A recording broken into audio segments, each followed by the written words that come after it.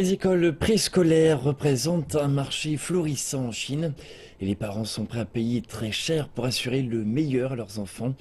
Certains d'entre eux sont sceptiques et remettent en question les enseignements. Nous partons pour l'un des jardins d'enfants les plus chers de Guangzhou.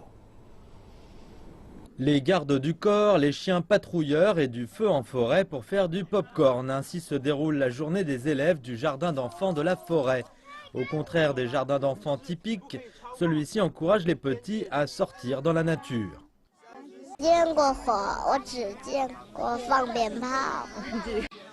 Une éducation comme celle-ci n'est pas donnée. Avec des frais de 200 000 yuan par an, c'est l'un des plus chers de Chine. Mais certains parents ne regardent pas à la dépense et disent que l'expérience en vaut la peine. Certains jardins d'enfants ont peu de place. J'ai choisi celui-ci car les activités qu'ils leur font faire sont rares, des activités d'extérieur.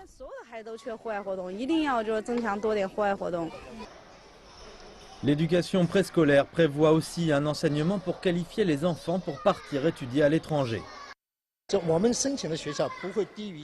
Une fois que les élèves sortent de nos écoles, nous pouvons les aider à s'inscrire dans des écoles privées en Grande-Bretagne. Les parents, spécialement les plus riches, peuvent payer de fortes sommes d'argent pour leurs enfants. Mais les frais élevés sont-ils synonymes de bonne éducation? Les opinions sur le point divergent. Je comprends les parents. Ils ne veulent pas que leurs enfants soient laissés pour compte. Mais les parents doivent se demander si le style d'éducation est adapté à leur enfant. Il ne faut pas trop exercer de pression. Je veux ce qu'il y a de plus cher. Cher ne veut pas dire bien, mais pas cher veut dire mauvais. Quelle est la raison de la fièvre de l'éducation d'élite? Un expert évoque les classes sociales. Actuellement, les classes sociales sont relativement fixées et l'argent est la façon la plus facile pour les familles riches de faire accéder leurs enfants à une classe supérieure.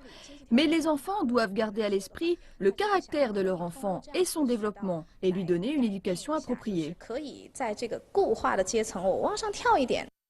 Le professeur Ding dit aussi qu'un certain nombre de parents pensent que l'éducation à l'étranger est meilleure, mais la question demeure, des cours chers peuvent-ils vraiment former l'élite de demain?